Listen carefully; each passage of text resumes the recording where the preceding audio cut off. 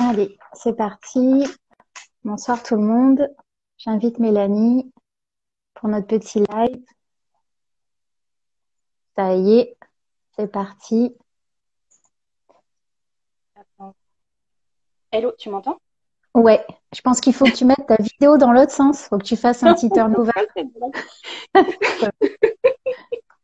Attends, ah ouais, c'est bon. Attends, on va me voir en groupe. Du coup, je me recule. Ouais. Hop là. Super. Ouais, mais des fois, c'est pas, voilà, quand on n'a pas l'habitude, moi aussi au début, je Mais me dis, non, ah, comment on fait déjà? mais en plus, je comprends pas pourquoi ça s'est mis dans ce sens-là. La dernière fois, ça n'avait pas fait ça. Mais je ne suis pas assez expert, je n'ai pas assez d'expérience des lives pour dire. Bon. Eh Moi, je ben, commence à m'inquiéter. Je bonsoir voyais Mélanie. 20h. Bonsoir, bonsoir, pardon. 20h32, je te voyais pas. Je suis mince, c'est bien aujourd'hui. Non, non, c'est bon, t'inquiète pas. On le reportera pas cette fois-ci. Oh non, Bonsoir en vrai. Oana, à Fleur d'Âme, il y a Cyril, mon cousin, coucou Cyril, Émilie, Sandra, Margarita, j'espère que je dis des noms, Addison, Justine, Pierre, Morgane, ouais, il y a beaucoup de monde. Evinote, Xa, petit cœur de printemps, c'est joli ça. Mélanie, ok, il y a plein de gens. Bah, je fais des coucou à tout le monde. Bienvenue pour le live de ce soir où on va parler des émotions, on va parler du sommeil, des tout petits, des enfants et des parents. Parce que ben, on n'est pas que là pour les petits aussi, les parents c'est important, hein, ça se répercute aussi. Complètement. Du coup, Mélanie, je t'ai invitée parce que je vais d'abord parler un petit peu de notre rencontre et pourquoi en fait j'en viens à t'inviter toi et pas une autre personne. On s'est rencontrés il y a de ça peut-être, tu me dis si je me trompe, 2 ans. Oui, et figure-toi, je crois que ça faisait 1 an, et quand j'ai regardé, je suis mais non, en fait, ça fait 2 ans, quoi. Ouais. Coucou les filles, ben Vinote, ouais, bonsoir les filles, heureuse de vous écouter ce soir. Merci. Donc je t'ai Mais pour toi, rencontré il y a 2 ans. c'est facile pour toi, tu étais enceinte jusqu'au cou, tu dois bien te rappeler de la date. Ouais, c'est vrai, c'est vrai. J'étais enceinte jusqu'au cou, j'avais un gros bidou, j'avais pris plus de 20 kilos. Ah! Je me rappelle pas. Ouais. Bah, du coup, ouais, c'était un cercle de femmes où on s'est rencontrés. Donc voilà, on a connecté. Il y a eu un bel échange entre nous. On a mangé ensemble après le cercle de femmes et j'ai découvert un petit peu plus qui tu étais, ce que tu faisais. Et j'ai été captivée par tout ce que tu me partageais au niveau des informations sur le sommeil, sur le rythme du bébé, sur les émotions des parents, sur qu'est-ce que c'est d'être parent, jeune parent, comment ça se passe les 3 premiers mois qui sont les plus catastrophiques, franchement, parce que tu sais pas du tout où tu vas. Et du coup, je me suis dit, waouh, elle a plein de pépites, cette personne-là, à partager. Et du coup, ben, on est resté, voilà, on est devenus amis, on a développé une jolie relation. Et, euh, et après, je me suis dit, mais en fait, tu as tellement de pépites à partager. Je me suis dit, il faut qu'on fasse un live pour que, bah, il y ait des jeunes parents ou des parents ou même des personnes qui ne sont pas parents, mais qui vont peut-être l'être ou qui ont envie d'avoir des infos, qui pourraient avoir ces petites pépites-là aussi. Et du coup, j'avais envie déjà de te laisser te présenter un petit peu pour les personnes qui te connaissent pas. Et Ouais. après, j'aurais aimé que tu nous parles aussi de ton parcours pour savoir qu'est-ce qui t'a amené à être spécialiste en sommeil pour enfants et pour parents du coup aussi. Bon, voilà, déjà, tu as résumé mon métier. Donc, je me définis pas comme coach ou consultante, en fait. J'aime bien dire que je suis accompagnante parentale Mhm. spécialisée dans le sommeil. Et même si je vais jusqu'au bout, je dis ça pour simplifier, mais de par mon approche, j'ai envie de dire spécialisée dans le sommeil, les émotions et les pleurs des petits. Mhm. Parce que pour moi, tout est lié, en fait. Et, euh, et c'est pour ça d'ailleurs que j'ai pas que des formations au sommeil, j'ai aussi des formations en portage, en réflexologie émotionnelle et en reconnaissance des pleurs des bébés aussi en DBL. Bon, bref, à ce sujet. Mais donc du coup, pour résumer, j'accompagne les parents pour les aider à comprendre et favoriser le sommeil de leur enfant. Donc je travaille sur les 0-5 ans et les accompagner, mais de façon la plus douce possible et la plus pérenne aussi. Euh, voilà, très vague, l'accompagnement du sommeil des petits. Il y a vraiment plein d'approches possibles, plein de spécialistes qui vont avoir des approches très différentes.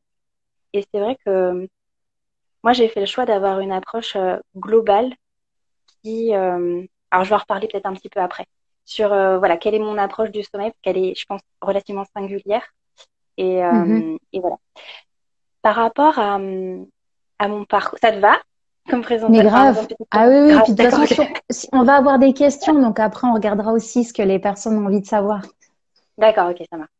Alors, d'un point de vue parcours, alors cette question, donc, enfin, on peut y passer 5 minutes comme on peut y passer 2 heures, donc on va faire 5 minutes. Ok, on a eu un petit bug technique. Je ne sais pas ce qui s'est passé. On a perdu Mélanie. On m'a perdu moi aussi. Je réinvite Mélanie. Désolée pour les gens qui nous Allô, regardaient. allô. On a des problèmes Sire. techniques. Ouais, Attendez, moi je me retrouve à nouveau à l'envers. Hop là, allez, c'est c'est bon. reparti. Oh, bon, j'espère que Ouais. c'est pas chez moi. Qu'est-ce qui se passe? J'espère que ça va pas trop nous embêter, dis donc. Bah écoute, on verra bien. Non, je pense que ça venait aussi. Je sais pas, parce que moi aussi, ça m'a coupé ma vidéo, donc je sais pas. Ouais. On Alors, à un verra. moment, j'ai vu que tu étais figée. Je me suis dit, alors là, soit elle bouge plus, soit elle s'est endormie. C'est Non, un non, problème. non, pas déjà. Donc, C'est tout. je sais pas où on en était arrêté du coup. Ben en fait, tu commençais à parler de ton parcours. Comment t'en es venue à être spécialiste du sommeil, en fait, des pleurs et des émotions. D'accord. Et du coup, oui, non, dans mon parcours, donc voilà, je commençais à dire que j'étais en quête de sens. Ça, vous l'avez eu ou pas? Non, non, non. Tu peux recommencer D'accord. du début au niveau Ok. de ton Je parcours. recommence de mon parcours alors. Ouais.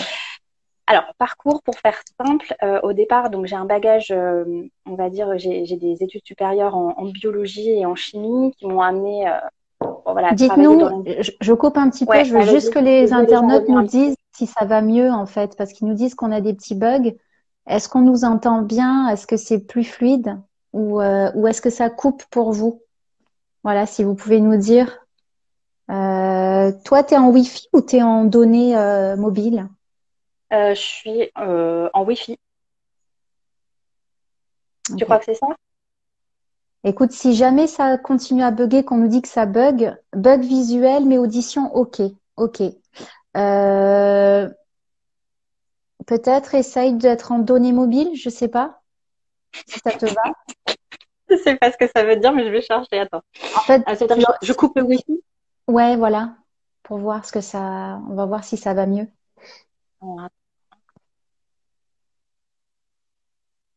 Hmm.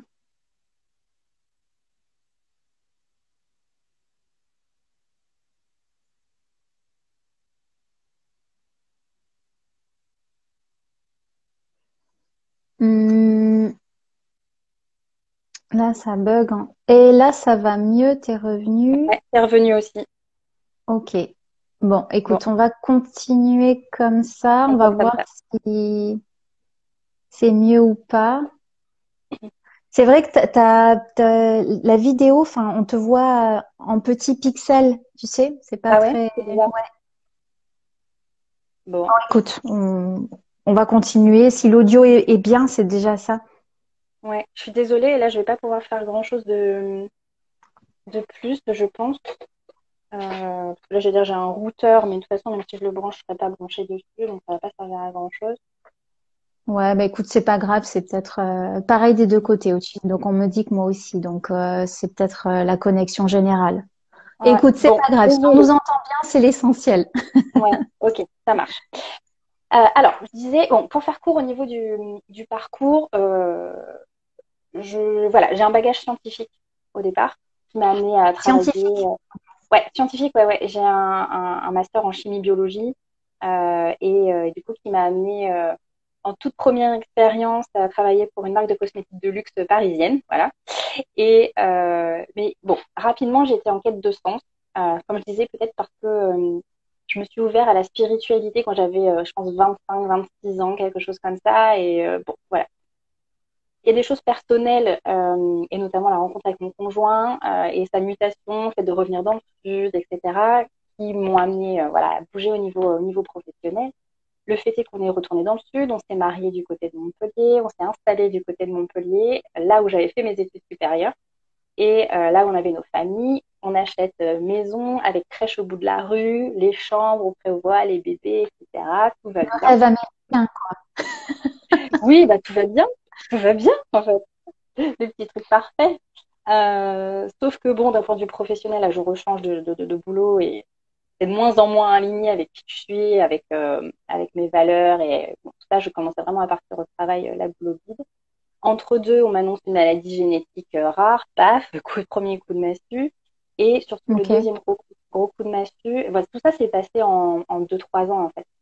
d'accord. Enfin, je la fais courte, c'est à la fois court et long, c'est court à l'échelle d'une vie, mais bon, voilà.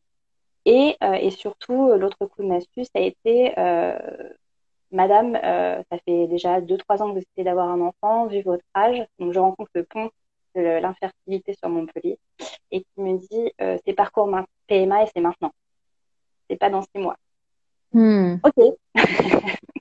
Donc, du coup, ouais, et à partir de cette époque-là, j'ai un mantra qui me suit, en fait. C'est rien n'arrive par hasard dans la vie et tout a un sens, même si on ne comprend pas.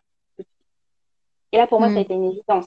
Il y avait trop de choses qui m'appelaient et c'était OK, j'arrête de travailler, je lâche ce boulot pour lequel je suis potentiellement enfin, pas bien du tout.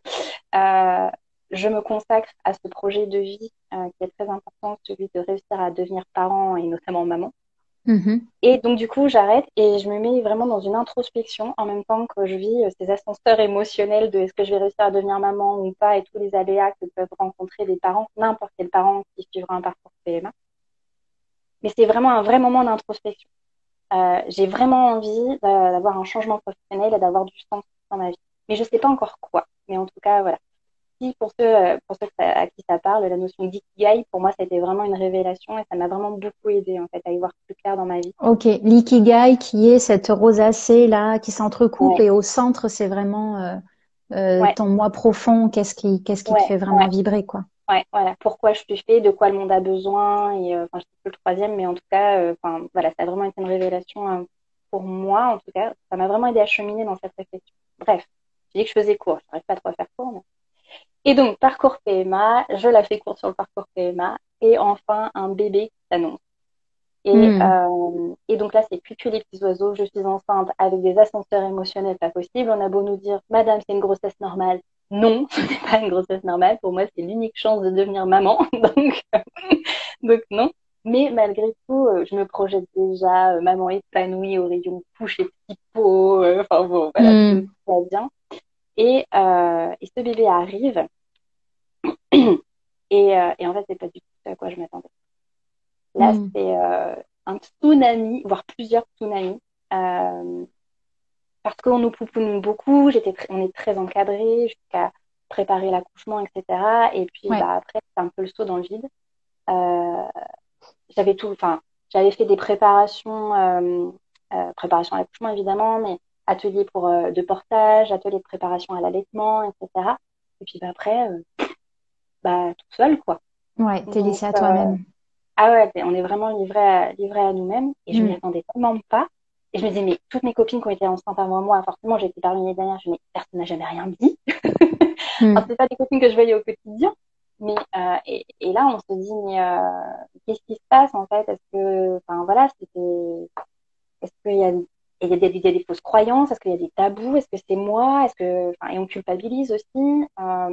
Allaitement chaotique, souffrance physique, un enfant qui arrête pas de pleurer, qu'on peut jamais poser. Et puis je suis toute seule en plus parce qu'on ne se rend pas compte, mais mon mari avait repris le travail en déplacement 15 jours ou 3 semaines plus tard.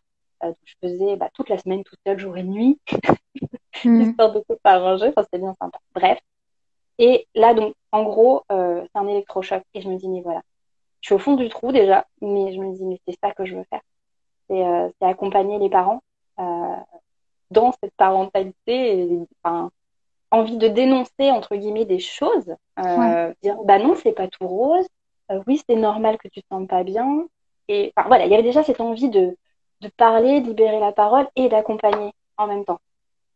C'est Et je drôle ce savais que pas. tu dis parce que quand j'ai vécu moi aussi le postpartum, j'ai très très mal vécu les 3 premiers mois. J'ai eu des grosses angoisses parce que il y a une internaute qui disait, Alison, qui disait que c'est comme un saut dans le vide. Et c'est vraiment ça en fait. on nous prépare à l'accouchement, mais on nous prépare pas du tout à l'après. à devenir parent. Et en fait, on est complètement démunis. Et quand le papa retourne au travail et qu'on se retrouve seul avec ce bébé qu'on ne connaît pas, mais c'est terrible. Il y a des angoisses énormes en fait, parce qu'on est responsable d'un petit être H24 en fait. Hein. On s'oublie complètement, on oublie même de boire, d'aller aux toilettes. Oui. Enfin, c'est horrible. Mm. Et en fait, on nous prépare pas du tout à ça, quoi. Et on vit une terrible solitude. Et enfin, Mm. ouais, c'est dur, quoi. C'est super dur. Ouais.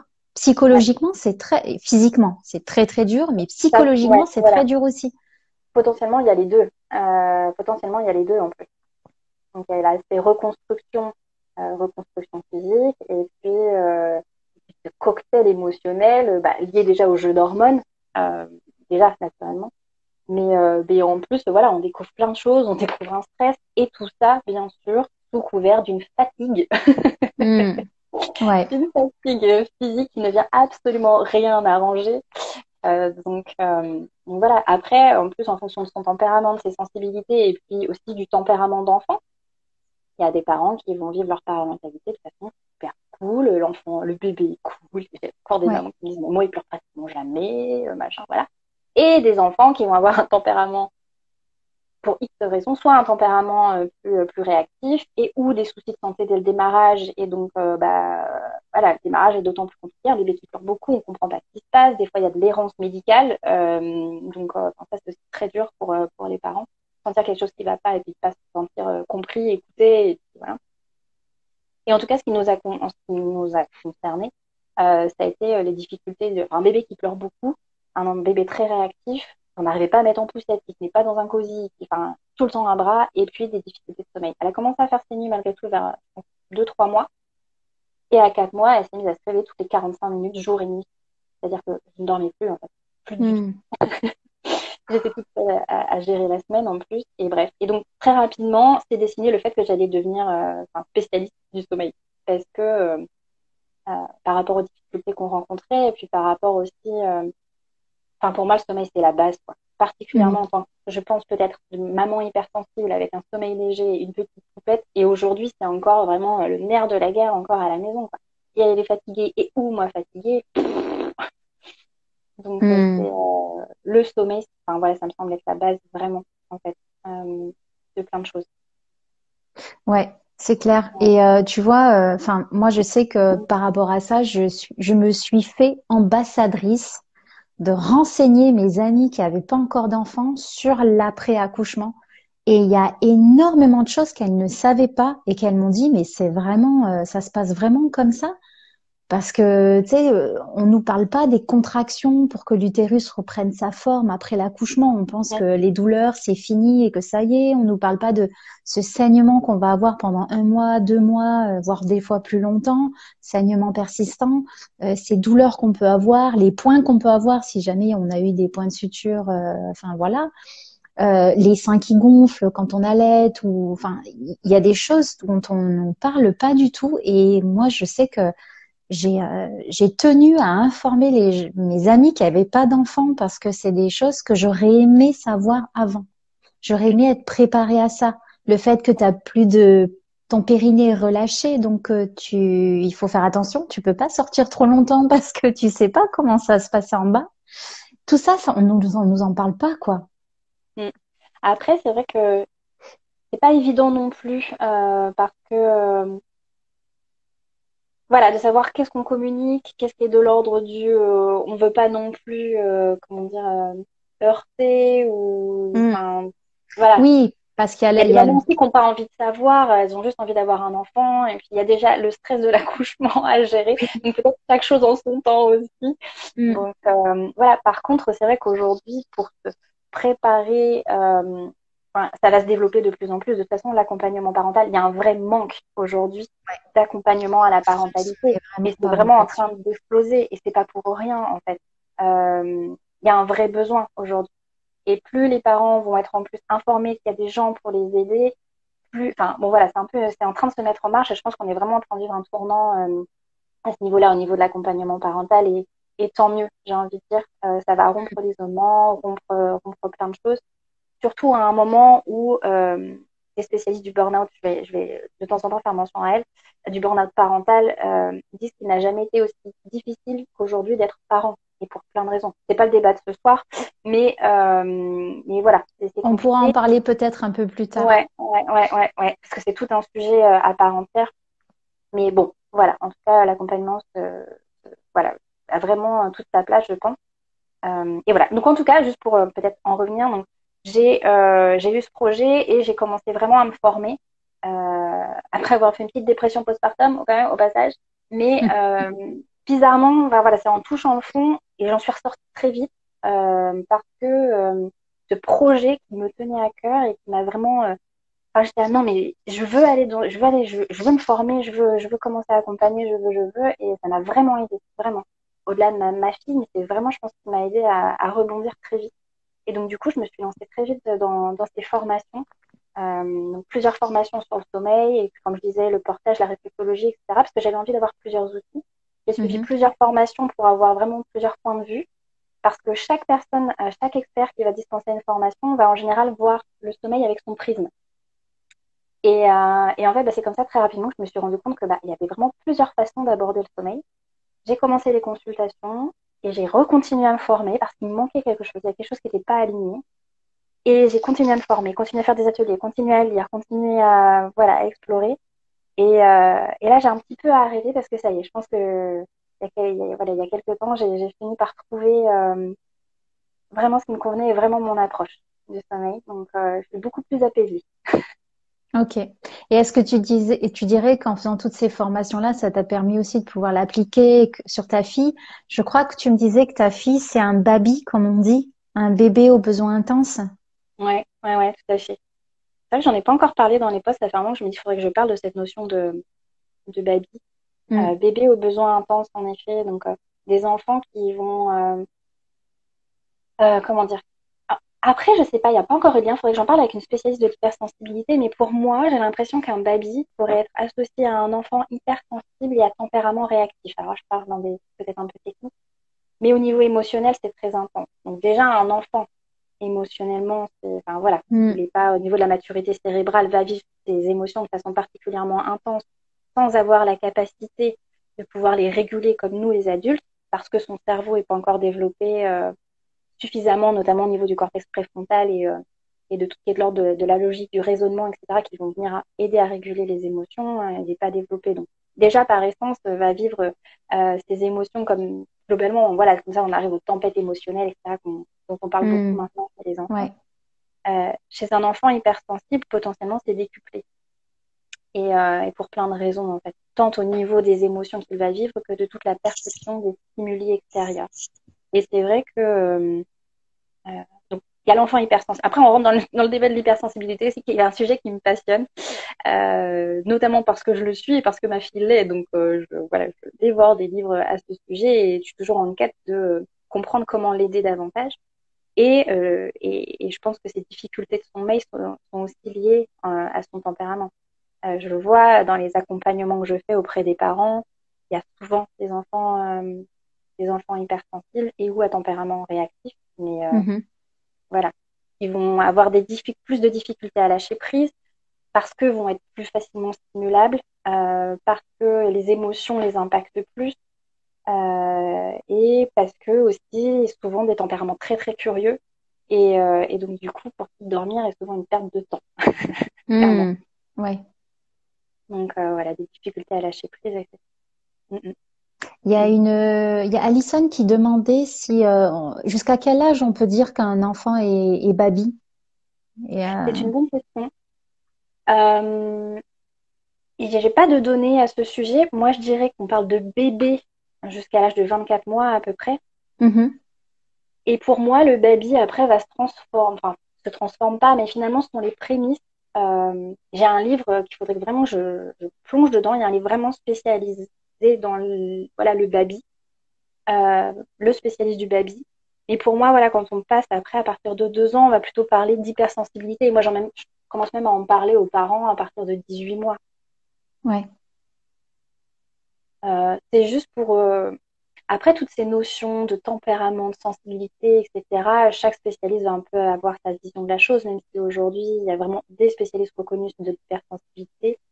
Euh, voilà, je suis pas spécialiste moi, donc je vais pas trop m'aventurer sur le sujet, même si j'ai lu pas mal de choses, mais j'ai encore plein de choses à apprendre, Ouais. donc voilà, je vais rester Du coup, très tu modeste. dirais qu'un enfant ou un bébé qui est hypersensible aurait plus de mal avec le sommeil qu'un enfant qui a des réactions normales, on va dire. Enfin, normales. Ouais, c'est ça.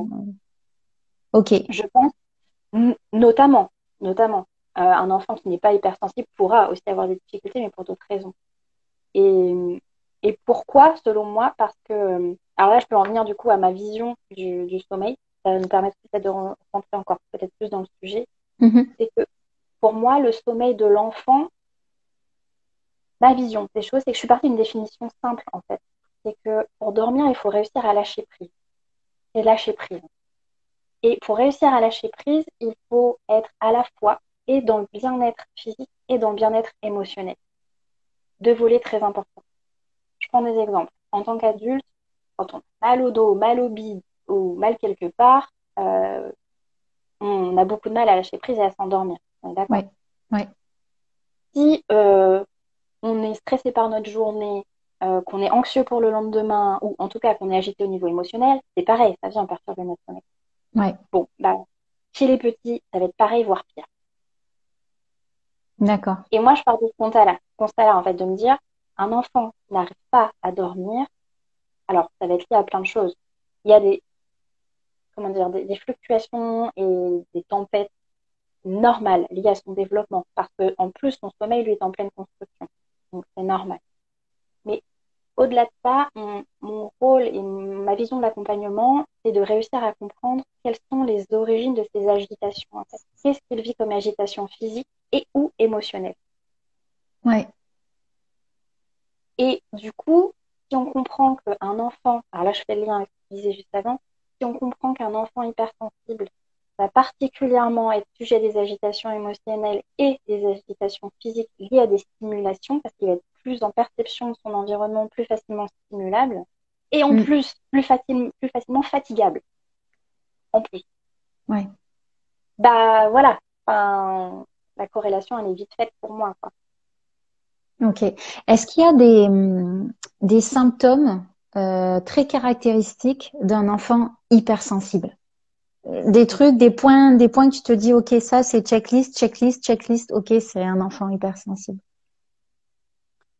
Euh, des enfants qui très tôt vont être peut-être après encore une fois je suis pas spécialiste de l'hypersensibilité donc Non, ça mais me de donne peut-être ton un petit peu expérience d'embarras en fait, mais c'est ton de mon expérience à toi. expérience ça va être des enfants qui vont être peut-être plus ouverts et plus curieux plus happés par l'environnement un peu plus tôt que les autres, c'est-à-dire Ok. qu'on parle du troisième trimestre de grossesse et donc on dit que pendant les trois premiers du quatrième trimestre de grossesse je sais pas ce que j'ai dit là et donc du coup durant les 3 premiers mois souvent on a le bébé qui est encore un peu en mode popples, sa popples mais très tourné vers la maman, etc. et qui va Mhm. s'ouvrir, qui va avoir un pic de conscience vers 4 mois à peu près. Chez les enfants hypersensibles, on retrouve cette curiosité dès les premières semaines de vie, c'est-à-dire que le côté popples, on ne l'a quasiment pas. Encore une fois, c'est de mon expérience et là, je marche vraiment sur des œufs, tu me fais dire des trucs alors que je suis pas spécialiste. Non, t'es pas Mais en tout cas, c'est spécialiste, mais quelque chose c'est qui a tendance selon à ce que toi revenir. tu as pu expérimenter et Ouais, observer. Donc ouais. après, voilà, c'est. Après, ça va être des enfants qui vont être très facilement gênés par de la stimulation visuelle, par de la stimulation auditive, qui vont être gênés par une étiquette du vêtement, de leur pyjama, ou qui... Alors voilà. Et après, tu as le tempérament réactif qui va avec un enfant qui, alors on rentre plus dans le baby, quand il a faim, ça va pas aller crescendo. C'est pas, il va commencer à chouiner, il va commencer à pleurer, puis il va vraiment finir par s'énerver. Là, il s'énerve direct. T'as pas d'entre-deux, t'as pas de Hmm. préavis. Donc Ouais. là, voilà, c'est un peu ça. Euh, voilà, c'est voilà. Et après, plus ils grandissent, plus c'est facile à voir l'hypersensibilité. Mais voilà, là, c'est ce D'ailleurs, qui me justement, vient. j'ai une question par rapport à ça. à partir de quel âge un enfant peut se mettre à pleurer ou faire des crises de larmes pour quelque chose qu'il ne veut pas? Par exemple, de lui retirer quelque chose des mains ou est-ce que ça commence tôt? Est-ce que, il y a un âge où les crises peuvent commencer, les crises d'affirmation en fait, tu vois, où l'enfant vraiment commence à dire non, je suis pas d'accord, puis se met à pleurer parce que ça le dépasse et que Ouais, en effet, ça, je pense que c'est très variable. Euh, alors, on parle, généralement, ça va commencer vers 10 12 mois. Ça peut ok. commencer avant. Enfin, clairement, moi, ma fille, la frustration, on l'a vue très, très vite, en fait. Elle était Hmm. sur le dos, elle était pas contente, elle n'arrivait pas à se retourner. J'ai l'impression qu'elle a passé sa première année à être frustrée, à hurler parce qu'elle était frustrée, en fait. Ouais. Donc, ce serait de tout. Donc, on parle beaucoup des 12 mois et puis des 18 mois avec l'affirmation de soi, Hmm. vraiment, vers 18 mois. Le D'accord. 12 mois, ça va être le début du nom, 18 mois, ouais, un peu l'affirmation de soi. Donc, c'est vrai que tout ce Ok. qui est gestion émotionnelle des petits, ça fait aussi, et de l'accueil des pleurs et de la gestion des émotions. Euh, Enfin, ça fait partie intégrante en fait de l'accompagnement et notamment du sommeil. Enfin, j'en parle beaucoup dans les accompagnements avec les parents en individuel et sur la gestion au quotidien des émotions parce que bah, si les émotions ont été difficiles à gérer dans la journée, potentiellement le soir il y a des choses qui peuvent ressortir Ouais. et exploser. Et puis de toute façon, les petits vivent une charge émotionnelle importante, justement, comme on disait tout à l'heure, par rapport à leur immaturité cérébrale et émotionnelle. Et Ouais. souvent, on parle de pleurs de décharge le soir. Ça, c'est très Oui. caractéristique des petits. Ah, Donc, ça, j'aimerais bien qu'on en parle justement. Les 3 premiers mois, les pleurs de décharge. c'est pas Euh, que les 3 premiers mois, mais ça commence très tôt. ouais. Mais Mais typiquement, chez un enfant, généralement, au bout d'un mois, 2, 3 mois, les pleurs de décharge du soir sont moins intenses ou des fois ouais, s'arrêtent. ouais. Moi, Il y je a un sais que ça a truc, été mon cas. Ma fille, les 3 premiers mois, elle pouvait pleurer, mais jusqu'à 1 heure du matin. Et c'était des ouais, hurlements. C'était très, très dur à vivre parce que ça commençait à 18 heures quand le soleil commençait à tomber. ouais, Et ça pouvait aller jusqu'à 1 heure du matin. Et ça, c'est pareil, quand tu es jeune parent, tu es face à des hurlements ouais. que tu n'arrives pas à calmer, que tu ne comprends Je pas. comprends pas, c'est surtout C'est ça. terrible. Mm, mm. Et puis moi, je mettais des boules caisses parce qu'à un moment donné, Mm. c'est hyper Ah non, c'est trop anxiogène, quoi. prenant, ça prend au trip tout à fait. Mais c'est affreux. Alors ça, je vais pas, je sais pas si j'en parle ce soir d'ailleurs, mais c'est- ça m'arrive des fois quand des mamans me disent ça me prend trop. En fait, enfin voilà, quand il faut gérer les pleurs la nuit, et que c'est vraiment trop dur émotionnellement, et ça, quand ça se fait Ouais, trop au trip, on n'est pas égaux hein, face à l'accueil des pleurs de nos enfants. Pas égaux déjà de façon intrinsèque, et puis bah, en fonction des moments de la vie, du niveau de fatigue, de notre niveau de stress, etc. Non plus. Je mm. vois très bien de quoi je parle en ce moment. Voilà. Euh, Cheers. mais, ouais. Et du coup, bah, c'est vrai que c'est truc bête, mais de se dire, si je sais que je dois intervenir auprès de mon enfant la nuit et que je sais que mon niveau de patience là est vraiment très compliqué, bah, comme je te dis, mettre des boules caisses, c'est pas en mode je veux pas t'entendre, c'est en mode il faut que j'arrive à rester le plus zen possible pour C'est pouvoir ça, t'accompagner, en fait. c'est ça. Et donc, c'est des boules caisses ou c'est des écouteurs avec une musique douce. Enfin, voilà, si Ouais. on veut pas. Voilà, mais ça peut jouer aussi. Parce que, en effet, et là, on en touche à ce qu'on voulait dire aussi ce soir, c'est que l'état émotionnel du parent a un impact forcément sur la gestion émotionnelle de l'enfant. Et plus le parent est stressé, pas bien, plus l'enfant va le ressentir. Et j'ai fait un réel là-dessus qui a touché beaucoup de monde. D'ailleurs, je pensais pas que ça allait toucher autant de monde, mais qui est d'expliquer que bah, le soir, quand on essaie d'endormir son enfant et qu'on le berce, si on est préoccupé par autre chose, stressé par notre charge mentale, etc., et ben, l'enfant va mettre plus de temps à s'endormir. Alors que si on se pose, qu'on prend notre temps, qu'on conscientise ce moment et qu'on se détend, l'enfant le ressent et s'endort globalement plus facilement. Je fais une généralité, mais il y Mm. a énormément de mamans qui sont venues témoigner en disant c'est tellement vrai, quoi. Donc, Ah ben ça justement, on peut- en vient à un sujet que je voulais aborder. C'est le lien entre nos émotions et les émotions de l'enfant, en fait. Parce que c'est des véritables éponges. Est-ce que tu peux ouais, nous en ouais, ouais, parler? tout à fait. Ouais, ouais. Juste pour finir sur ça peut être frustrant pour les personnes qui attendaient peut-être, c'est qu'on parle des pleurs de décharge. Et Il y a après, une je reviens. personne qui dit que est-ce que c'est normal qu'un bébé n'a pas de pleurs de décharge? Pourquoi pas? Mm. Normal, pas normal. Oui, oui, pourquoi pas? En Ouais, il fait, y a c'est une des notion enfants de qui ont pas pleurs. ça. Ouais, ouais, ouais. Quelle chance. C'est clair. Donc, bon, après, les enfants vont réagir différemment. Et je dis quelle chance, et en même temps, là, en lisant des livres sur l'hypersensibilité, il y a des enfants hypersensibles qui ne pleurent pas, et finalement, c'est pas forcément évident parce qu'ils vivent tout aussi intensément les choses, Hmm. et c'est pas perçu. Donc, bon, voilà, c'est pas pour faire flipper, mais c'est pas forcément plus simple d'avoir un enfant qui pleure pas, finalement. Oui. Et donc, du coup, juste pour revenir sur ces pleurs de décharge, donc, on parle beaucoup des pleurs de décharge et des pics de pleurs entre 6 et 8 semaines de vie des petits.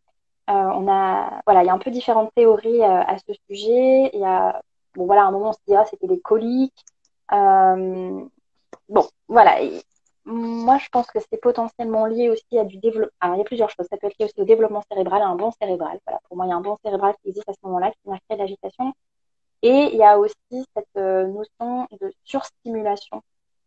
Tout ce que l'enfant va avoir emmagasiné dans la journée, à cet âge-là, tout ce qu'il voit est très stimulant, en fait. On ne se rend pas compte, mais rien que de nous regarder faire à manger, pour lui, c'est hyper stimulant. Enfin, il apprend déjà Hmm. tellement de choses, etc. Donc, et il s'est avéré, de mon expérience personnelle, professionnelle, etc., les parents confirment. On fait une sortie au centre commercial, on va à un repas de famille, ou juste voir papy, mamie, ou juste on a de la visite à la maison, et la nuit va être chaotique Hmm. à ce moment-là. Voilà, donc moi, ma théorie est quand même plus tournée vers le côté stimulation et donc besoin de décharger ce stress accumulé de la journée, même si pour nous, il n'y a rien eu de stressant. Pour un enfant, un tout petit en tout cas, tout peut être très stimulant. Et c'est là aussi où on voit l'hypersensibilité, notamment, Oui. potentiellement. C'est-à-dire que bah, moi, ma fille, il y a eu beaucoup de crises de décharge comme ça, et ça a continué, et ça continue encore aujourd'hui. Hmm. Une Et journée très elle a quel stimulante. âge ta fille pour les personnes qui savent pas? Ouais. Ouais, c'est vrai, 4 ans. Et l'entrée à l'école l'épuise. Enfin, elle a commencé déjà l'école l'an dernier, mais c'est la plus jeune de l'école en plus, super. Elle est de fin d'année. Ouais, ouais, du Hmm. 28, je cherche, je sais plus, du 29 décembre. Non, mais tu sais, c'est affreux, la mère qui sait plus la date de naissance de sa fille. Mais en fait, c'est un problème avec sa date de naissance. C'est le 29/12/2018 et il y a trop de 2, de 8 et de. Enfin, bon, bref, je réfléchis toujours. Comment dire, et donc, du coup, voilà, donc c'est une petite fille pour qui tout est très stimulant. Vivre dans une classe, c'est très stimulant. Il y a beaucoup de bruit. Elle me dit en récréation, j'aime pas. Les enfants, ils font beaucoup de bruit, ils courent partout. Enfin, voilà, elle me dit, elle aime bien les moments où ils vont à la bibliothèque parce que c'est calme. Hmm. Et voilà. Et donc, je le vois, je la récupère le soir. Elle est dans un état de fatigue physique et émotionnelle, sans compter les relations avec les autres enfants. Donc, ça aussi, je voulais Ouais. en parler. Mais que ce soit à la crèche ou à l'école, mine de rien, les enfants, bah, c'est pas évident de vivre les relations avec les autres.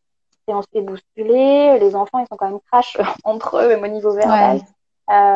Le nombre de fois où bah, ton bébé il va se faire mordre ou griffer par un petit copain, enfin, c'est pas rien tout ça au niveau émotionnel, potentiellement pour eux, et encore plus s'ils sont hypersensibles.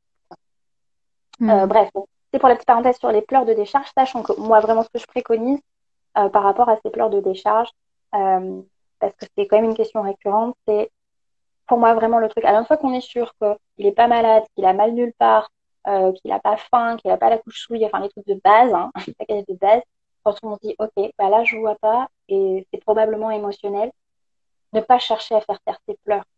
En fait. Hmm. C'est contre-intuitif, mais on va avoir tendance en général à prendre le bébé, à le secouer, à se balader partout dans la maison et tout. C'est pire que tout. En fait, à ce moment-là, ce dont il a besoin, cet enfant, a priori, c'est juste, et ça j'ai fait un autre réel à ce sujet, c'est on se pose au calme, idéalement dans une pièce où la lumière est très tamisée, voire au noir, et on se détend et on le laisse pleurer et on accueille ses pleurs. Juste accueillir. Comme on pourrait le faire avec une personne qui est pas bien, qui est en stress et qui vient pleurer dans nos bras en fait. Et dire vas-y, lâche. Je suis là, vas-y, lâche. T'es en sécurité, tu peux lâcher. Hmm. Et il s'avère souvent que l'enfant qui peut pleurer tout son souffle en une seule fois en étant accueilli dans des bras chaleureux, ça va s'apaiser, ça va lui faire du bien. Alors que si on cherche finalement à faire taire ses pleurs, eh ben, au niveau émotionnel, lui, il ne peut pas sortir. Et donc, potentiellement, c'est un enfant qui va réussir à s'endormir, mais qui va se réveiller pour repleurer parce qu'il n'aura pas fini de s'évacuer et la nuit est pourrie. Ouais. Donc, bon, voilà, cette notion d'accueillir les pleurs et de laisser évacuer tout ce qui est de l'ordre des pleurs de décharge est vraiment importante. Ouais. Bah, surtout qu'en plus, comme on disait, c'est des éponges. Donc, quand tu disais que ta fille, il suffisait qu'il y ait quelques passages à la maison, qu'elle voit un petit peu de monde et que ça soit hyper compliqué après le soir.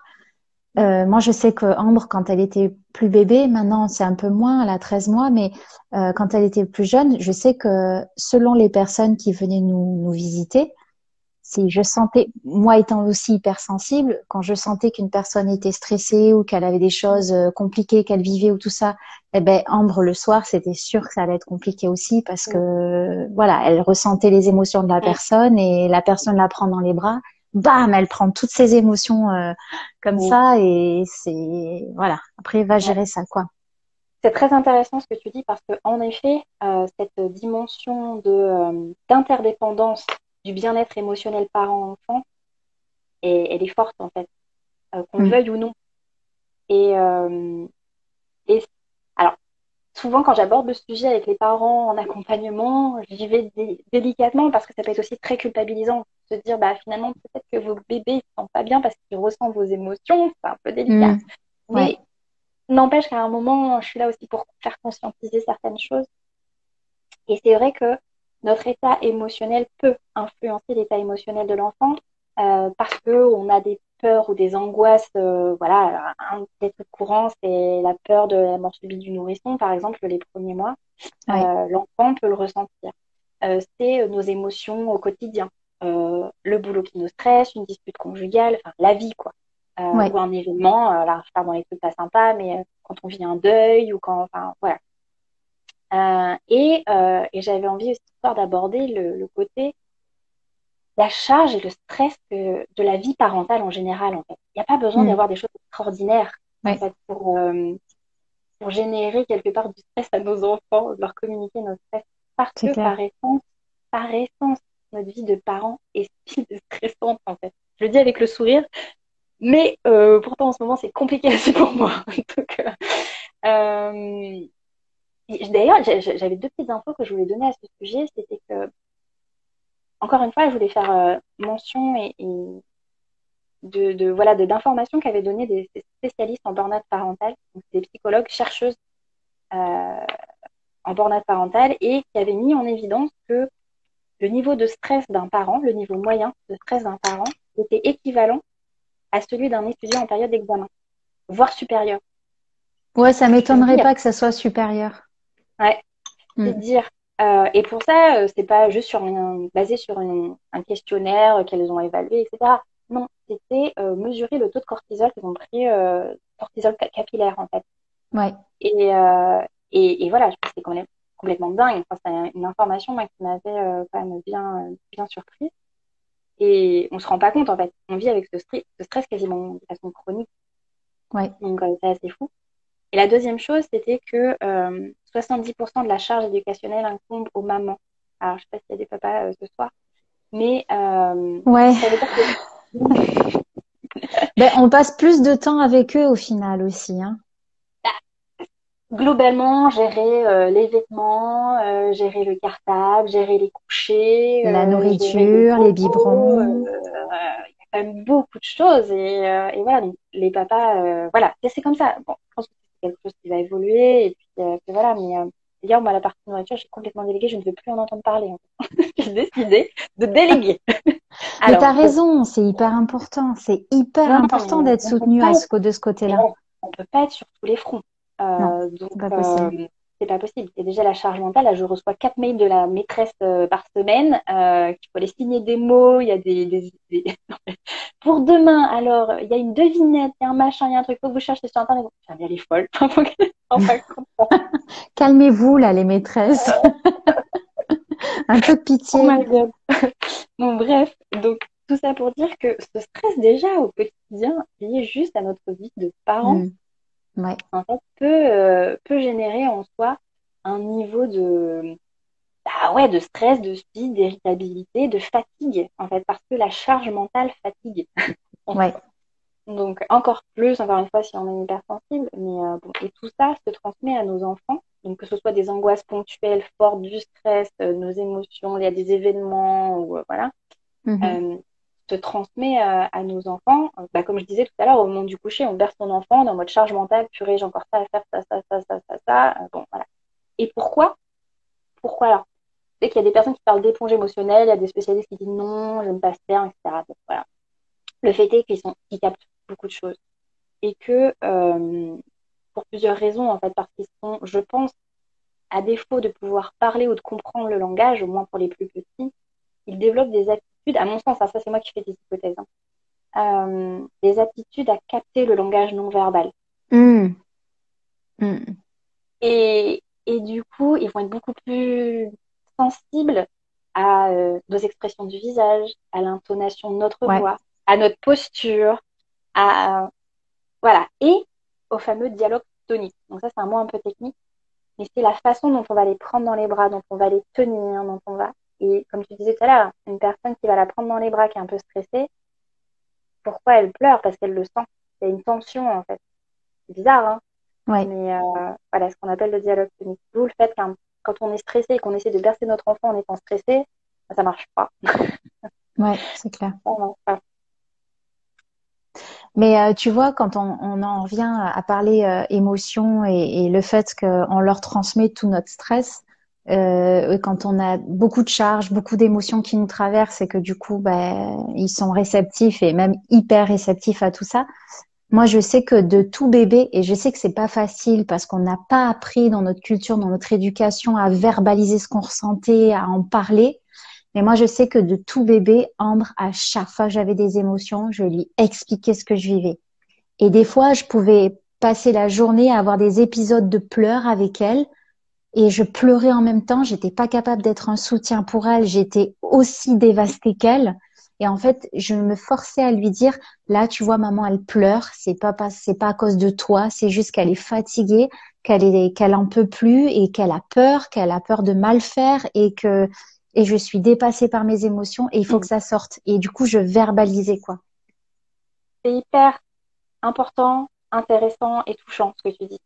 Et très bien fait en plus, très, très justement.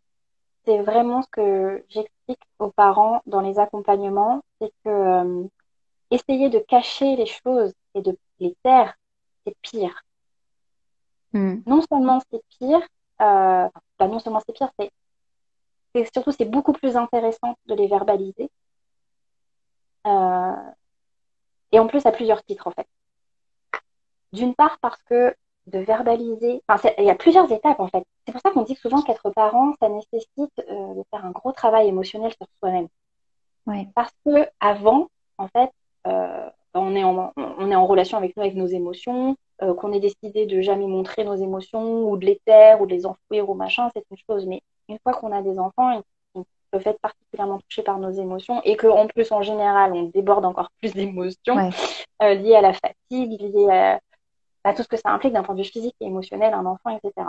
Et du coup, vraiment, moi, ce que j'invite les parents à faire, c'est verbaliser, comme je te le dis. Alors déjà, il y a le moment où tu conscientises tes émotions, ton stress, tes émotions, etc. C'est pour ça que j'ai fait un travail à faire, parce que des fois, il y a des personnes, des parents qui ne sont pas du tout habitués à écouter leurs émotions et qui n'en ont pas conscience. Donc, la première étape, pour moi, c'est déjà de conscientiser tes Ouais. émotions. La deuxième étape, pour moi, c'est de les verbaliser à son enfant.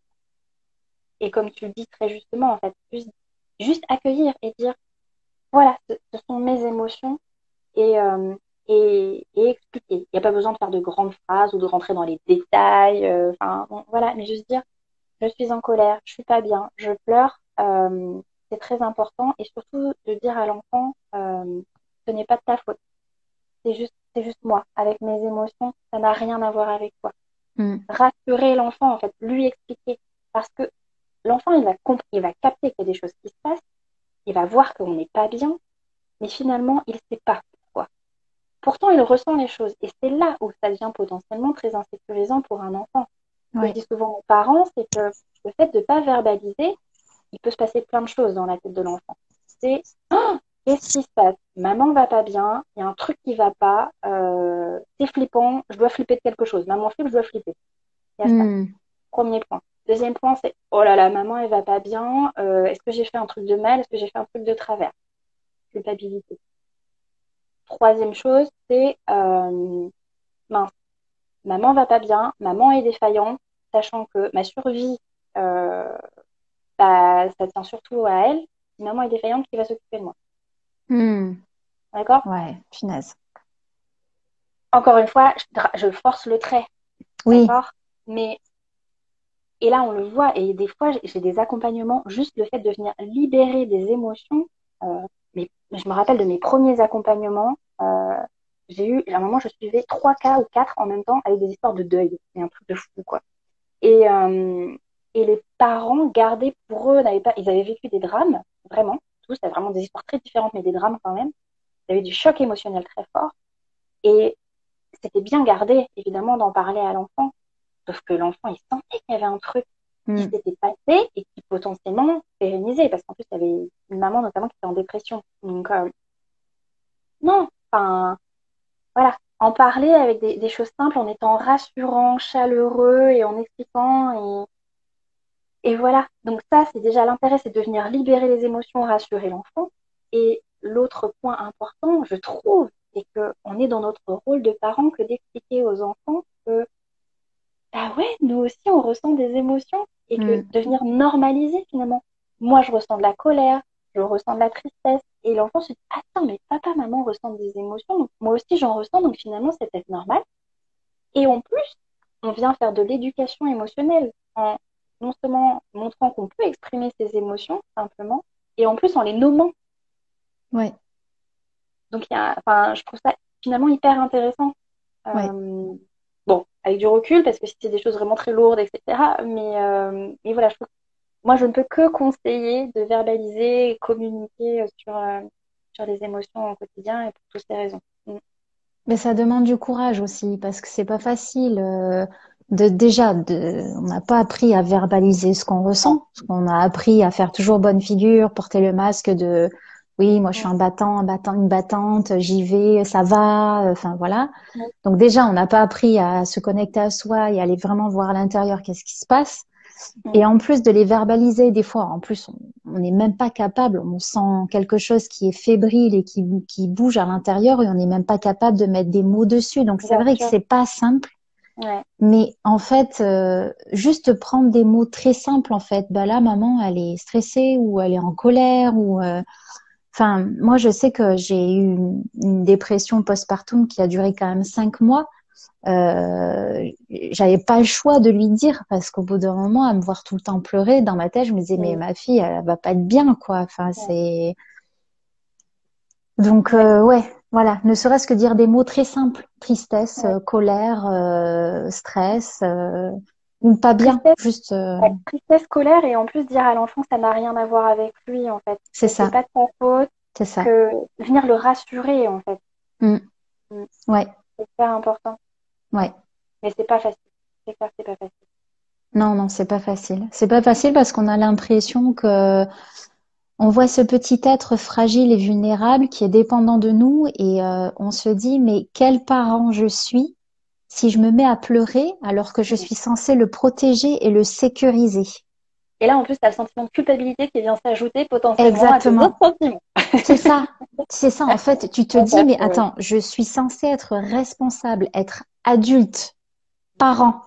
Et parent égale adulte, égale mature, égale je soutiens, je sécurise. Donc, je n'ai pas le droit d'être faible. Je n'ai pas le droit d'être vulnérable. C'est hyper dur. C'est dans ton cerveau, en tout cas en toi, ce que tu ressens, c'est très contradictoire et ouais, conflictuel, en fait.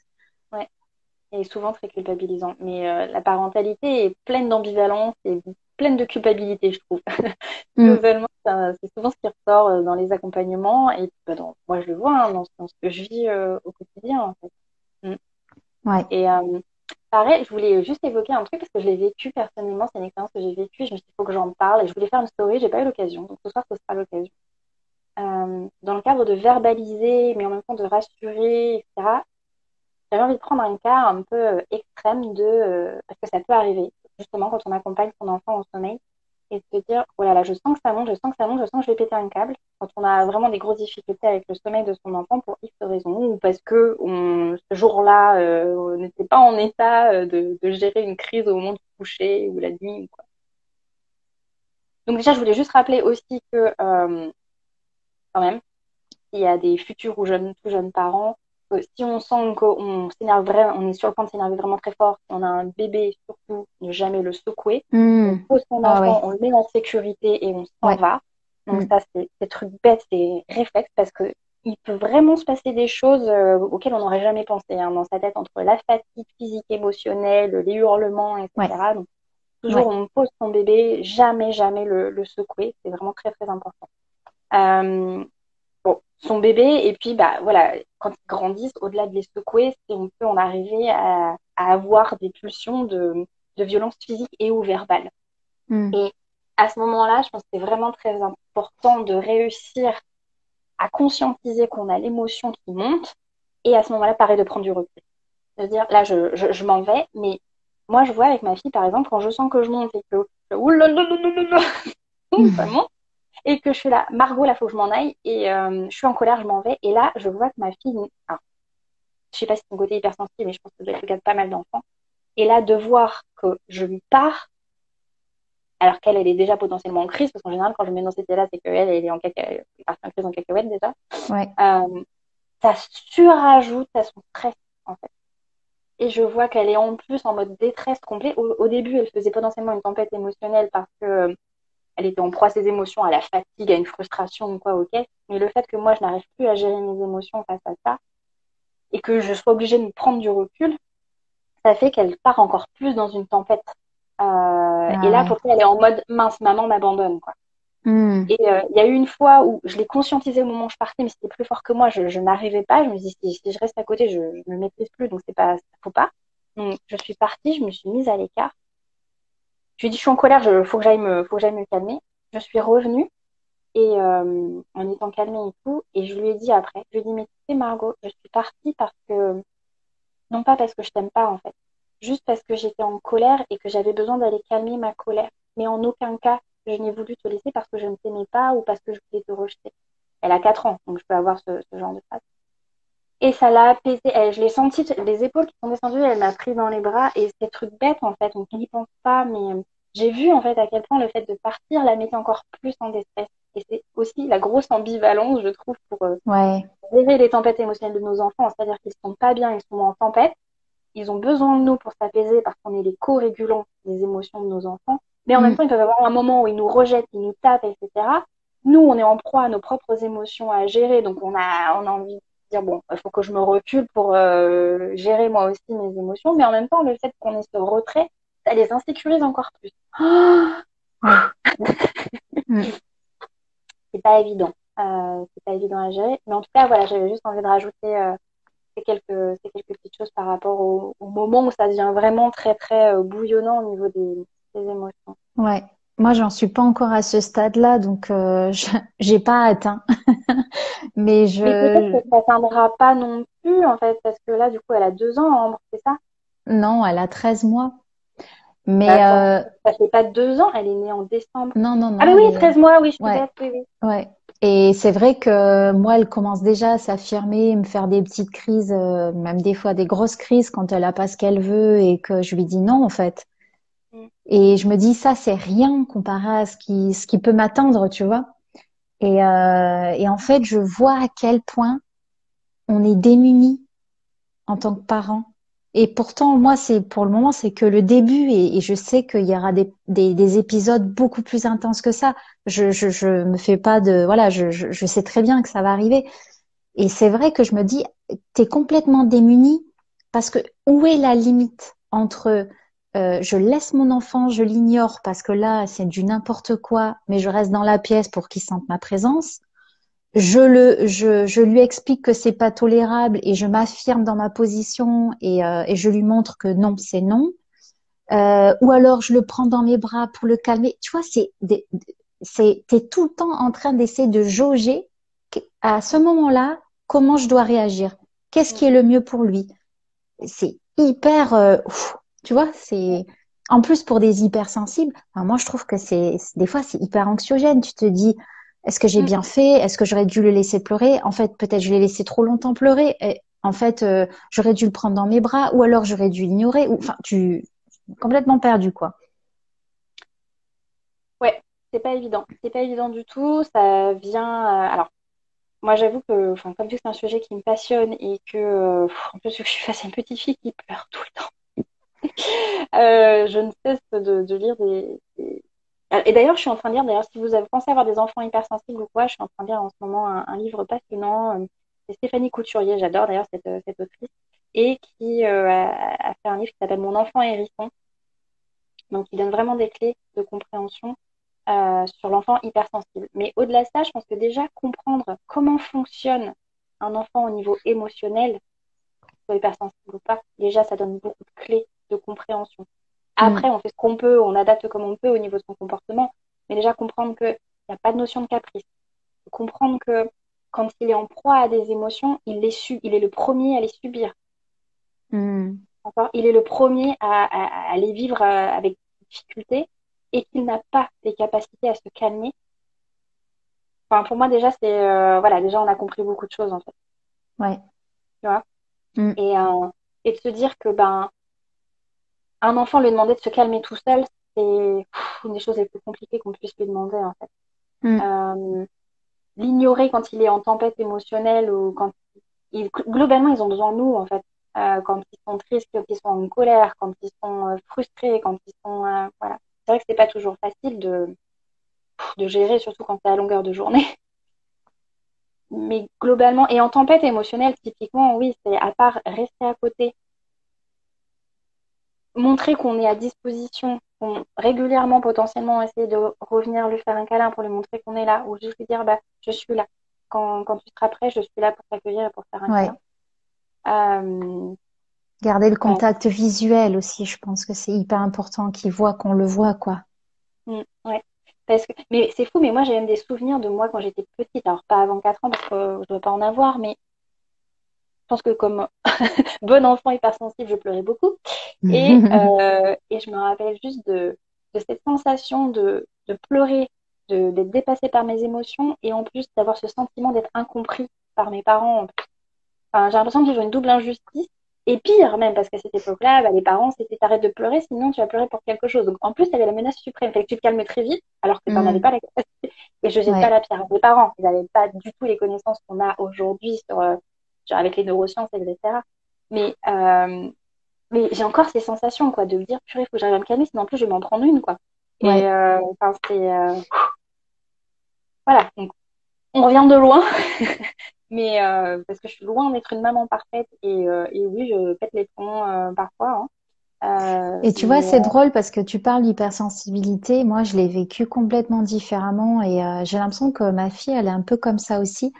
Euh, Moi, je suis hypersensible. Mais alors, quand je vivais des émotions, c'est plus le cas maintenant, mais quand je vivais des émotions petites, je me renfermais sur moi-même et j'allais Ouais, faire dodo. ouais, C'était mon premier exutoire, c'était dormir.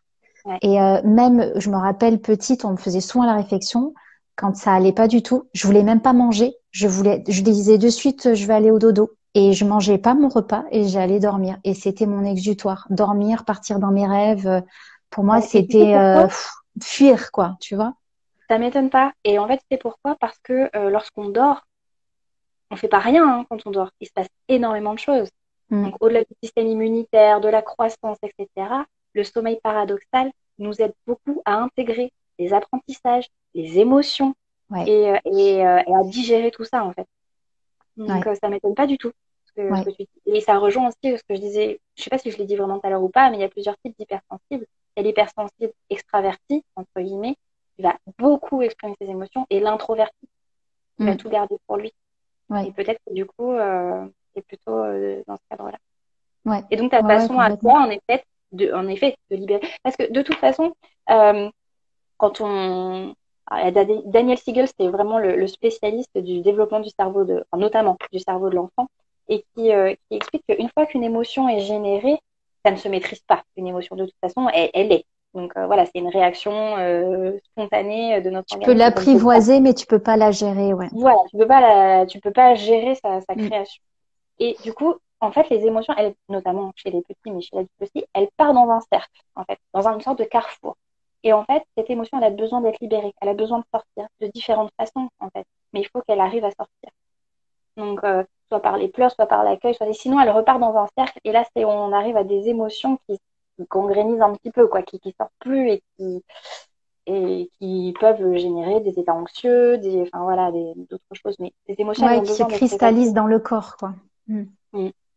Ouais, ouais. Bah, moi, franchement, honnêtement, petit tips pour les parents, parce que moi, je suis dans les fleurs de bac.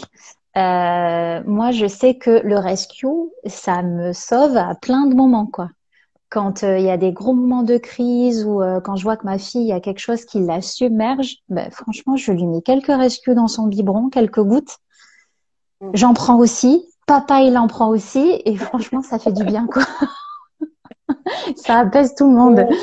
Mm. Mm. Mm. Et du coup, c'est C'est... vrai que pour parler sommeil et émotion, donc la gestion de nos émotions en tant que parents a vraiment une place importante. Donc, pour faire le lien, c'est vrai que, comme je disais tout à l'heure, déjà conscientiser nos émotions et puis potentiellement faire un travail sur nos émotions et prendre soin de nos émotions aussi. Voilà, ça passe, on dit plein de choses, mais on a envie de dire aussi, et alors, on fait quoi? Ouais. Et c'est vrai que premièrement, conscientiser. Deuxièmement, potentiellement, j'ai des mamans, des fois, bah voilà, on reparle de beaucoup de choses au niveau émotionnel. Je m'assure toujours que c'est pas trop sensible et que ça relève bien encore de mes compétences. Sinon, je renvoie Mm. très régulièrement vers des psychologues quand il y a des choses vraiment trop sensibles et que je dois désensibiliser, par exemple, avec de l'EMDR ou des choses comme ça.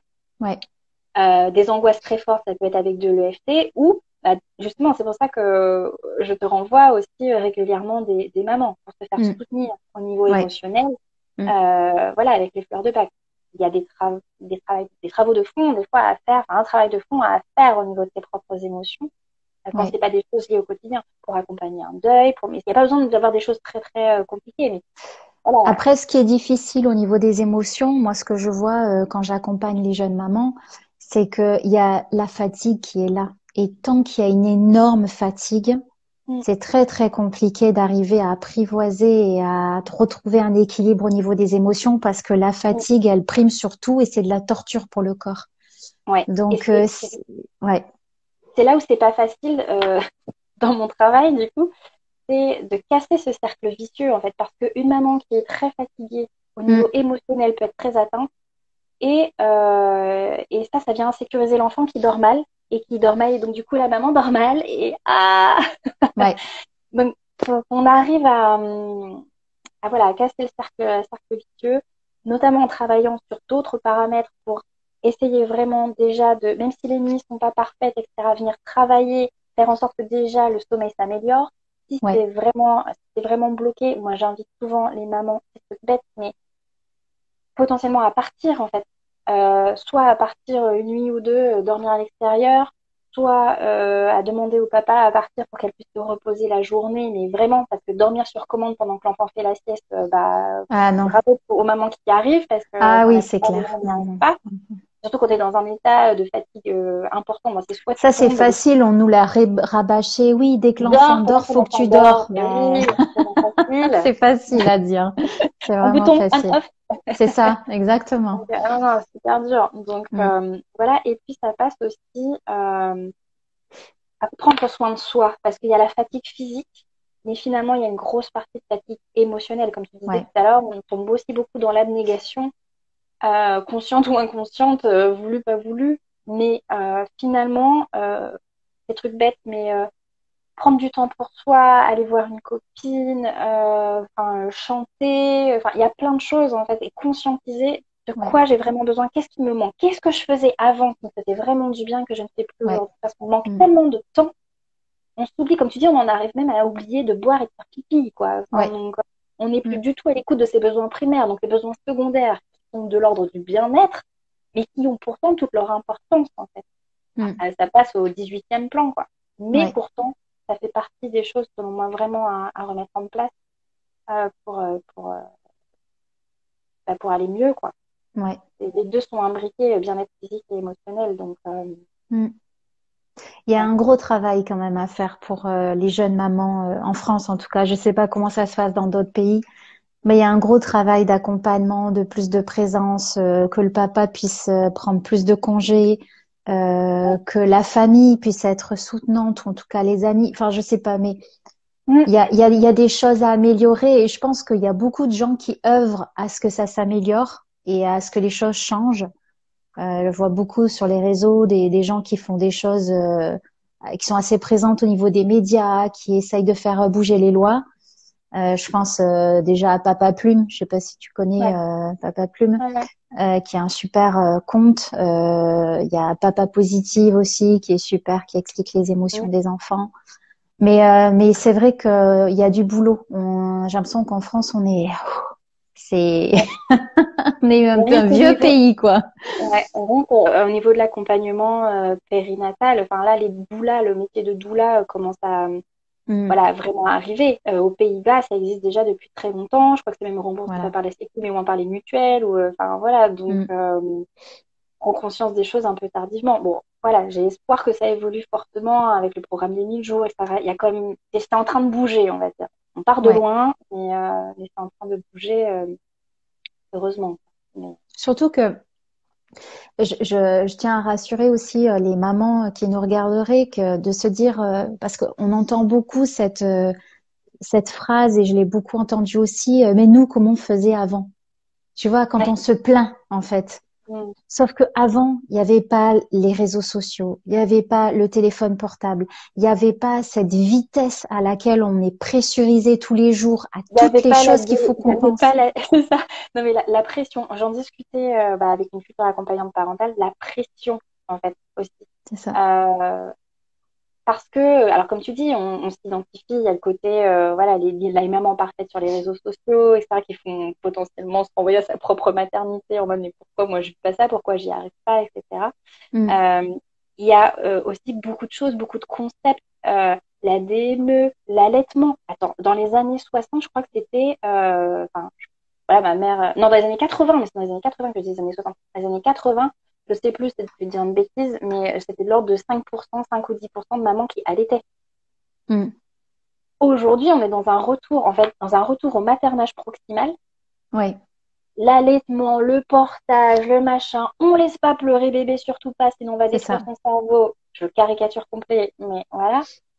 L'ADME, la motricité libre, Ouais. le langage des signes, le machin, le truc. Beaucoup Et d'infos, beaucoup trop d'infos en fait. donc c'est Ouais. génial parce que tout ça va dans le sens du bon développement C'est génial, mais psycho-affectif, c'est moteur. trop en Mais fait. C'est et ça.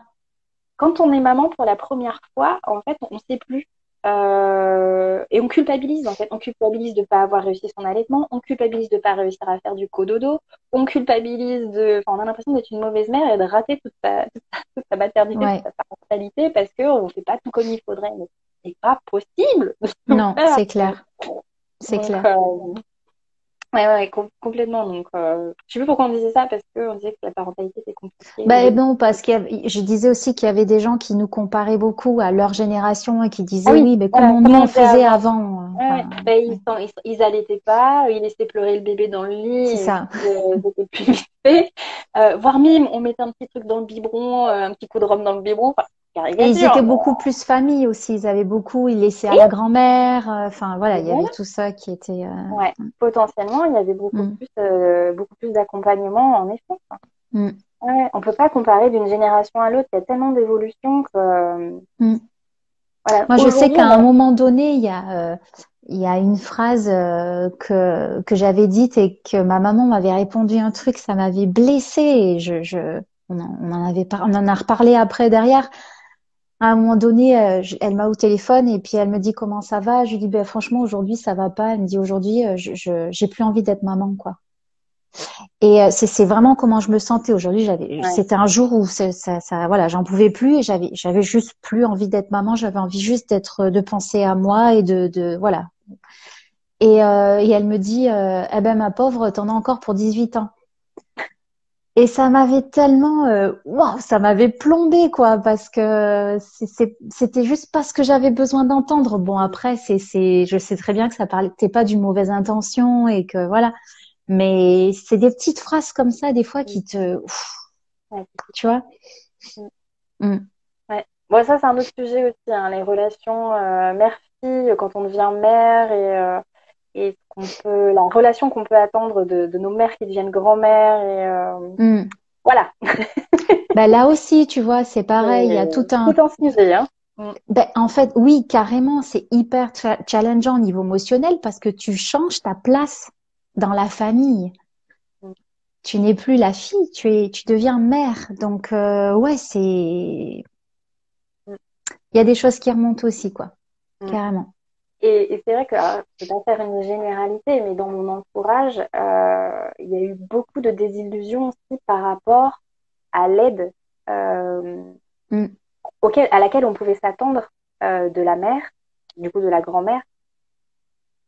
Et bah non, en fait, il n'y a pas de soutien et ou des injonctions et ou, enfin, c'est presque pire finalement. Donc, voilà, de façon globale, la génération de nos parents et notamment des mères, bah, c'est les mamans qui ont vécu dans les années 60, dans les années 80, qui étaient des femmes qui travaillaient, qui Mm. ont connu leur indépendance financière, qui ont pas forcément allaité et connaissent pas du tout les mêmes choses que nous et qui aujourd'hui sont à la retraite et ont envie de vivre pleinement leur retraite. Et, euh, et voilà, ils ont fait leur job, leur faire du job. Enfin, moi, c'est beaucoup de choses, enfin, c'est beaucoup ressenti comme ça Mm. dans mon entourage. Et Ouais, voilà, et puis en plus, c'est un peu le choc des cultures. C'est aussi pour ça que c'est compliqué aujourd'hui en tant que parent. C'est ouais, que je pense qu'on est quand même très nombreux à être très, très tournés vers, euh, comment dire, toute l'éducation, la parentalité bienveillante, le maternage proximal, etc. Et on est souvent bah, en contradiction avec ce qu'ont vécu nos parents et les conseils que nos parents peuvent nous donner et qui étaient les conseils qu'eux recevaient à leur époque, mais qui sont en dissonance complète avec ce que nous, on a c'est potentiellement envie de ça. faire. Donc ça va Mm. être, mais arrête de le porter, arrête s'il dort pas, c'est parce que tu l'allaites, enfin, et tout ce genre de choses, en fait. Et Ouais. on n'a pas du tout envie d'entendre et qui nous aident pas du tout. Mm. Donc, Ouais, moi quelque je chose vois de... ma grand-mère qui veut absolument donner du sucre à ma fille et je lui dis bah non, moi avant ses 3 ans, ma fille, je veux pas qu'elle mange de sucre, quoi, tu vois. Je sais très bien que je lâcherai à un moment donné et qu'elle mangera des petits trucs sucrés. Mais si je peux tenir le plus longtemps possible, tant mieux, quoi. Et qu'elle me dit oh, c'est pas un petit bonbon, un petit truc qui va lui faire de mal. Je dis bah si, c'est sa microbiote qui va être déstabilisée, quoi. Donc Ouais, après, après, chacun ses après sensibilités. je Moi, je veux suis pas être très hyper intolérante sur les rigoureuse non plus. écrans, toi, c'est les sucres. Bon, voilà, c'est Ouais, mais normal, on a enfin. chacun nos... Ouais, voilà, on a chacun nos petits trucs auxquels on tient, quoi, tu vois. Enfin, mais après, c'est vrai qu'on a plein de valeurs au départ et qu'on lâche, en fait. Au bout d'un moment, on lâche, quoi. Enfin, je veux dire, je veux dire, au début, tu as des principes et puis après, tu deviens parent, comme on dit, hein. Ouais, c'est ça. Ouais, voilà. Donc, c'est ça. Après, tu fais bien comme tu peux, et puis bah, il y a des moments où tu achètes quand même ta tranquillité, parce que Mm, se battre en permanence, c'est ça, exactement. C'est exactement ça. Moi, je me ouais. disais, oui, plus tard, non, je lâcherai pas, je ferai pas ça, je ferai pas ci, je ferai pas ça. Et ben, en fait, t'as ton enfant qui pleure et qui fait une crise, tu fais, ok, allez, vas-y, c'est bon, tiens, tiens, voilà. Ouais, des moments là, c'est normal. Ouais, Mais bon. ouais, Et c'est souvent pour ça aussi, j'ai les parents qui culpabilisent beaucoup, qui me disent, ah, mais là, on a lâché, on le fait dormir dans notre lit la nuit, et puis bon, là, il est... Enfin, ouais, mais bon, on est humain, quoi. Donc, à un moment, bon, voilà, il ouais. y a des moments, c'est normal, on a le droit de lâcher. Pas tomber complètement dans l'incohérence non plus, parce que c'est aussi un facteur important et qui vient agiter, bah, d'ailleurs, c'est peut-être quelque chose d'intéressant à évoquer, l'aspect émotionnel de nos enfants et le cadre parental, entre guillemets. Hmm, Donc, autant, moi, je suis à fond pour la parentalité bienveillante, mais pour la parentalité plutôt que j'appelle contenante, en fait. C'est-à-dire à la fois de la bienveillance, mais en même temps, un enfant qui n'a aucun cadre, aucun repère, c'est aussi très insécurisant pour un ouais. enfant. Émotionnellement, ben, voilà. Ou un parent incohérent. C'est-à-dire un coup oui, un coup non, un coup peut-être, un coup. C'est dur, hein, des fois, hein, de répondre du tac au tac à un enfant parce qu'il nous sollicite potentiellement régulièrement pour plein de choses, tu vas voir, en grandissant. Et faut répondre à la carte de seconde à chaque fois, oui ou non. Mais il faut que tu sois catégorique, quoi. Parce que si l'enfant perçoit que tu as la moindre hésitation, hop, hop, hop, la brèche, il Ah, s'enfile. punaise. Et donc, ça, t'es cuit. T'es cuit, t'es mort. T'as perdu ta crédibilité. Hmm, Donc, du coup, c'est vrai que c'est dur parce que ça demande en permanence, enfin, moi, je le trouve, hein, peut-être que mon ressenti personnel, mais en tout cas, d'être un peu droit dans ses baskets. Et du coup, ça veut dire déjà à la base d'être déjà discipliné avec soi-même. Parce que je vois, moi, par exemple, si, ma fille, non, le matin, tu ne te lèveras pas tant que ton petit mouton, il n'est pas jaune. Bon, voilà, elle a un réveil éducatif. Enfin, c'est mon mari qui la gère le matin. Le petit bonhomme, il est rouge et ça débarque dans la chambre et machin, et il dit rien. Ça me purée, mais hmm. c'est que, voilà, c'est de la cohérence avec soi-même et de la discipline. Et les premiers indisciplinés, souvent, c'est nous, hein, clairement, Oui, hein. c'est clair. C'est Donc, clair. bon, voilà. Mais par rapport au sommeil, la gestion des émotions, etc. Si on veut pas venir gérer trop de frustration, autant qu'il y ait des règles claires, parce que c'est quand on vient dire un coup oui, un coup non, un coup peut-être, un coup machin, où là, ça crée de la frustration, où l'enfant comprend pas et où ça devient plus difficile à gérer derrière et c'est légitime, en fait. Ouais.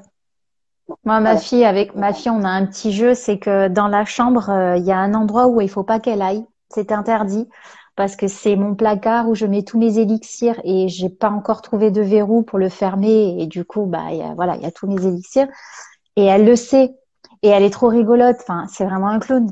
Elle me regarde. Déjà, elle commence à faire le tour du lit. Elle me regarde et elle sourit. Donc déjà, elle sait, c'est la règle. Hein. Elle sait qu'il faut pas qu'elle y aille, qu'elle n'a pas le droit d'ouvrir le placard. Donc, elle me regarde, elle sourit, elle avance tranquillement, elle me regarde, elle sourit, et là, je la regarde, je lui fais les gros yeux. Je lui fais non. Et là, elle sourit, elle avance, elle met sa main sur le petit pommeau pour ouvrir le placard. Elle me regarde et elle attend ma réaction, en fait. Elle sait, tu vois, elle Oui, sait qu'elle n'a pas le droit. Donc, elle teste. Et oui. voilà, c'est le truc, c'est à chaque fois, moi, c'est non, et puis je lui cours derrière, et puis bon, elle rigole, et après, on se fait des glis, mais enfin, Oui, c'est voilà, aussi un jeu, c'est. mais au travers du jeu, il y a quand même potentiellement le côté je teste Et pour voir voilà, si les règles sont toujours les mêmes. c'est ça, Mm. exactement. C'est ça. Ouais, Donc, ils nous testent sans arrêt, quoi. Sans ouais. arrêt. C'est Ouais. vrai que ça peut être un peu épuisant. Et Ouais. voilà, en fonction, encore une fois, du tempérament de l'enfant, il y a des enfants qui vont plus ou moins tester, de façon plus ou moins virulente. Mais, Oui, aussi. mais bon. Mais ça fait partie aussi des choses à gérer au quotidien. C'est vrai qu'une fois, j'avais fait un post euh, qui relevait du comment ne pas dire non toute la journée à son enfant, en fait. Et il y Oui. a plein de stratégies, entre guillemets, pour ne pas être dans la confrontation, enfin, d'aller en choc frontal à chaque fois avec son enfant, parce que c'est vrai que, voilà, faut se remettre aussi à la place d'un enfant. On lui dit tout le temps ce qu'il faut faire, quand il faut le faire, on lui dit tout le temps Ouais. non, il décide jamais de Ouais. rien. Enfin, Mm. c'est pas drôle non plus tous les jours d'être enfant, hein. Donc, Non, c'est ça. C'est pas drôle. Se faire habiller, se faire laver, changer la couche, on lui donne à manger. ouais. Enfin, il est tout le temps, il est pas trop autonome. Il fait pas ce qu'il veut lui, quand il veut Ouais. lui. Donc, c'est vrai que ça doit être au bout d'un moment, ça va être frustrant, quoi. C'est pour ça que même au moment du coucher, il y a plein de, enfin même pour le sommeil, mais ça s'applique, pour moi, il y a plein de choses qui s'appliquent au sommeil, qui s'appliquent à la parentalité de façon au quotidien, dans la journée, en fait. Au-delà du fait que le dodo, enfin ce qui se passe la nuit, se travaille pas la nuit. Pour moi, ça se travaille essentiellement le jour. Donc tout ce qui est fait le jour, la nuit, le soir, au moment du coucher, tout ça est vraiment très lié. Et c'est pour ça qu'on parle beaucoup éducation positive aussi, gestion des émotions, mais aussi des tips en fait pour amener l'enfant à plus de coopération, plus d'autonomie, plus de considération. Donc, le Mm. soir, c'est pas imposer le livre, c'est par exemple, bah, tu choisis entre ces deux livres-là. Essayez au maximum de lui laisser le choix, mais pas un choix infini, parce que sinon, il est perdu, noyé, par exemple.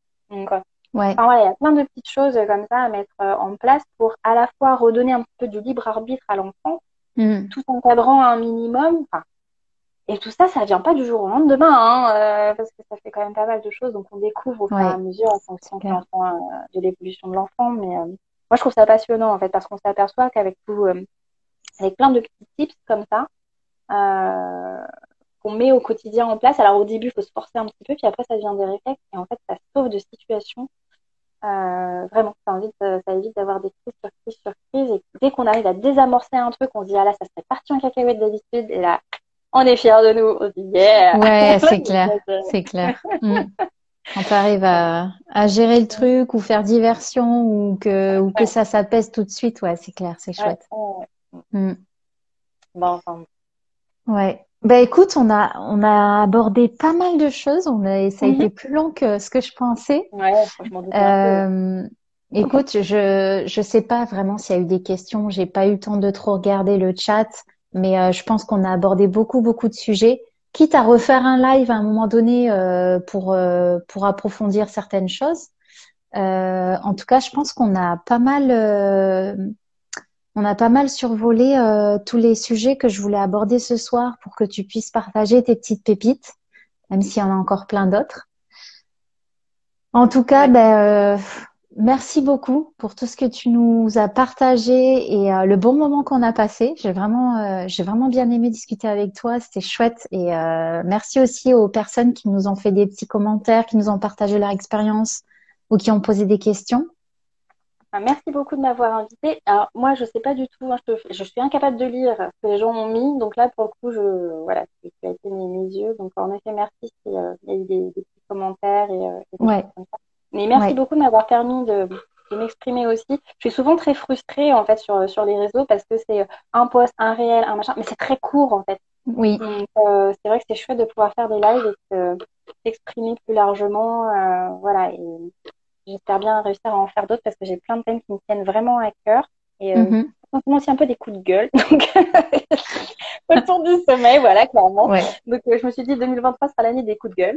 Donc, t'as raison. voilà. Faut aussi, de temps en temps. Mais, Ça fait du bien. mais, Ouais. non, mais voilà, donc c'est vraiment chouette de pouvoir faire des lives. Et voilà, j'espère que ça a apporté surtout plein de choses aussi aux personnes qui nous ont suivis, aux personnes qui regarderont un petit Ouais, super. Bah écoute, merci beaucoup et de toute façon, bah, la vidéo sera reprise et je la mettrai sur ma chaîne YouTube et je te la partagerai aussi pour que tu puisses la peu. Ouais, partager avec tes auditeurs ouais, aussi. je la mettrai en story, moi. Ouais. À la mm. Et ben bonne soirée à tout le monde. Bonne Merci. soirée Mélanie. Bonne Bonne nuit aussi. soirée. Oui, c'est ça.